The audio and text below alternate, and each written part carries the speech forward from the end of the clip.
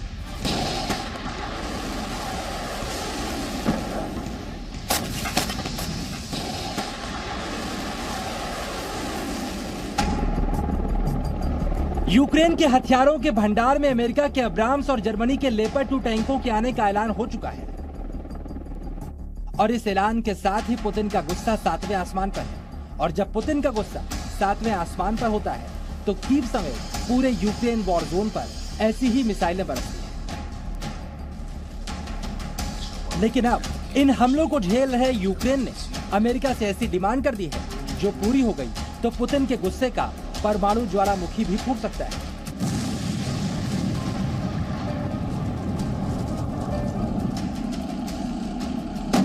लेकिन यूक्रेन को Abrams tank देने का ऐलान करके एक बड़ी गलती कर चुका अमेरिका क्या इससे भी बड़ी गलती करेगा? क्या पाकिस्तान को दी गई मदद अमेरिका यूक्रेन को भी देगा? ऐसा हुआ तो क्या पुतिन अपने ब्रह्मास्त्र का इस्तेमाल करने के लिए तैयार हैं? क्या क्या हो सकता है ये भी हम आपको बताएंगे, लेकिन पहले देखिए यूक्रेन में क्या क्या हुआ है।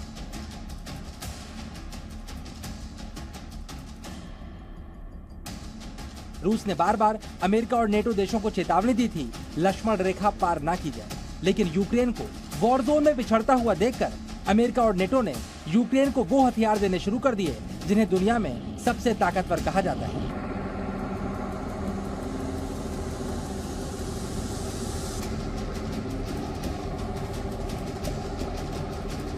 और इसी ऐलान का परिणाम है ये तबाही। रूस की सेना ने मिसाइल और ड्रोन हमलों के जरिए यूक्रेन के करीब दर्जन भर प्रांतों को निशाना बनाया। इन हमलों में कम से कम 11 लोगों की मौत की खबर है। ये तस्वीरें देखिए कैसे रूसी मिसाइलों की बौछार शुरू होने के बाद कीव में लोगों ने अंडरग्राउंड मेट्रो स्टेशन में शरण ली है। दहशत का आलम यह था कि कीव जैसे बड़े शहरों में लोगों ने पूरा दिन अंडरग्राउंड बंकरों में रहकर ही गुजारा।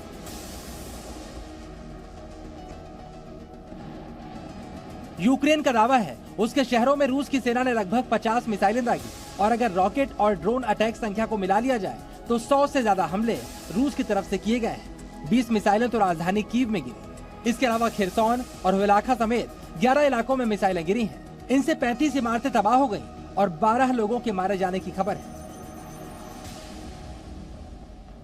До 29 січня поточного року всі так звані державні та приватні установи повинні подати списки осіб на бронь до військових комісаріатів. जबकि रूस का दावा है यूक्रेन के सैनिकों और सैन्य उपकरणों को निशाना बनाया गया है और रूस ने हमला करने वाली मिसाइलों की संख्या भी कहीं ज्यादा बताई है।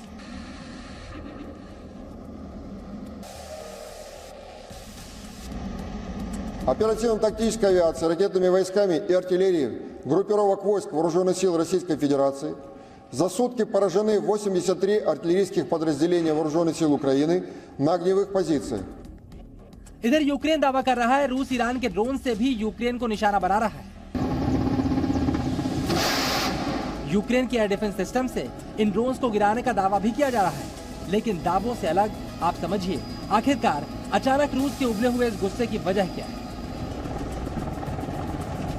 ये दुनिया के सबसे शक्तिशाली कहे जाने वाले टैंक अमेरिकी अब्राम्स है। अमेरिका पहले ये टैंक यूक्रेन को देने से बच रहा था, लेकिन अब यूक्रेन वॉर जोन में रूस को पीछे छोड़ने के लिए बाइडेन ने ये टैंक यूक्रेन को देने का ऐलान कर दिया है। Armored capability, as General Austin will tell you, has been critical, and that's why the United States has committed hundreds of armored fighting vehicles to date, including more than 500 as part of the assistance package we announced last Friday. And today I'm announcing that the United States will be sending 31 Abrams tanks to Ukraine. America अगर Ukraine को Abrams tank दे रहा है तो Germany समेत कई देश Europe के best कहे जाने वाले लेपर्ड 2 टैंक से यूक्रेन की सेना को लैस कर रहे हैं। जर्मनी ने जिस जिस देश को लेपर्ड टैंक दिए हैं उन सभी को यूक्रेन को ये टैंक देने के लिए हरी झंडी भी दे दी है। ये सभी टैंक रूस के 3 एंटी टैंक का मुकाबला करने के लिए यूक्रेन को दिए जा रहे हैं। ज़ेलेंस्की इस मदद से गदगद है और रूस का पारा हाई है। रूस ने साफ साफ कह दिया है टैंकों की यूक्रेन को दी जा रही मदद सीधे युद्ध में उतरने जैसी है।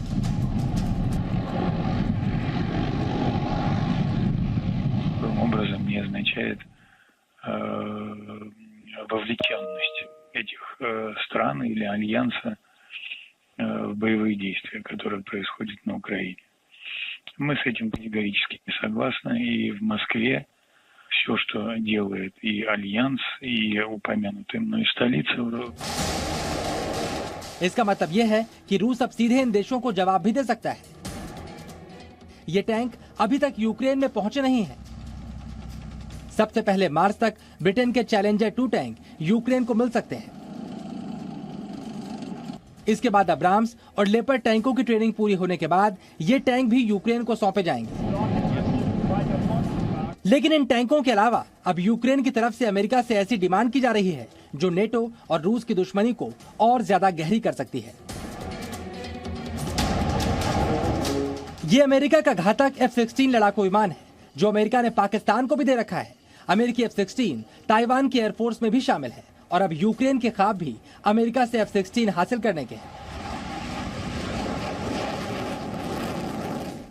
यूक्रेन के रक्षा मंत्री के सलाहकार यूरी साक ने एक बयान दिया। यूक्रेन की अगली चुनौती फाइटर जेट्स हासिल करना है। फाइटर जेट से वॉर जोन में यूक्रेन को बड़ा फायदा होगा। यूक्रेन अपनी वायुसेना के लिए मामूली फाइटर जेट नहीं चाहता। यूक्रेन ने अमेरिका का 4th जनरेशन F-16 लड़ाकू विमान मांगा है। Такий кулак свободи, після ударів якого тиранія вже не підніметься. Ми можемо це зробити разом. Я говорив сьогодні з генсеком НАТО Єнсом Столтенбергом. Маємо відкрити постачання також далекобійних ракет для України. अगर अमेरिका यूक्रेन को F-16 फाइटर जेट देता है तो यूक्रेन रूस के अंदर घुसकर हमला करने में सक्षम हो जाएगा। और जो रूस टैंक देने के ऐलान से इतना भड़का हुआ है वो F-16 देने के बाद क्या क्या करेगा, इसकी कल्पना भी यूक्रेन के लोगों को डरा सकती है। ब्यूरो रिपोर्ट, जी मीडिया।